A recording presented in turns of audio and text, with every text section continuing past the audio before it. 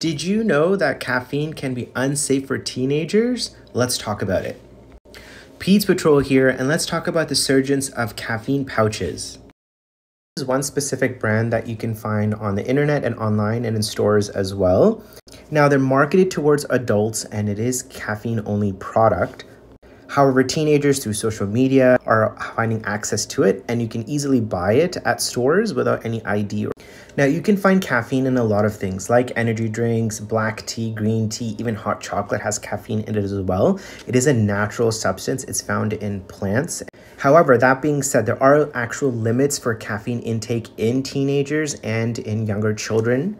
And this is where it's very, very important because the Canadian Pediatric Society doesn't really recommend caffeine as a way to seek out energy, because that's what caffeine does. It's a stimulant. It can cause increased heart rate. It can cause increased temperature. It can increase your basal metabolic rate.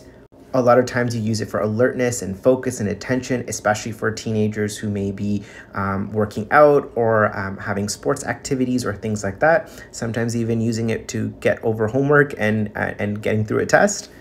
But I think what a lot of parents and a lot of teenagers don't know is that there are limits and there are quite a bit of side effects as well. So for example, if you're caffeine naive, you may have increased heart rate and palpitations, which might feel uncomfortable. You might sweat a lot. Caffeine is a diuretic, so you might be peeing a lot, which means in very, very hot summer days and nights, if you're voiding and peeing a lot, you may be really thirsty and you could have dehydration issues. Children or teenagers who have other medical complexities like already pre-existing heart disease, caffeine may aggravate that. Now, what's also problematic with caffeine is that sometimes you can get caffeine by itself, but it can also be laced with other medications and drugs that are unregulated or not tested in teenagers or children.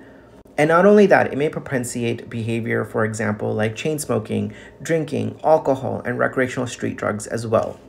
Caffeine can be definitely a gateway to those activities, and it's very hard to delineate between what is safe and what is unsafe.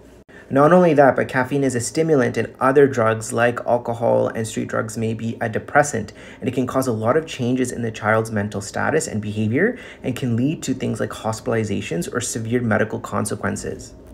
I think as parents, as healthcare providers and community providers, the most important thing to recognize is that caffeine is found everywhere, but in concentrated high amounts, it can lead to toxic and additive effects. So the good thing to do is making sure that you recognize how much levels children can take on a day-to-day basis that is considered safe. But as per the Canadian Pediatric Society, if you need energy, if you need alertness, if you need focus, all you really need is water, especially in teenagers and children. So it avoids having any sugary drinks. It avoids taking any medications or drugs that may lead to toxic side effects.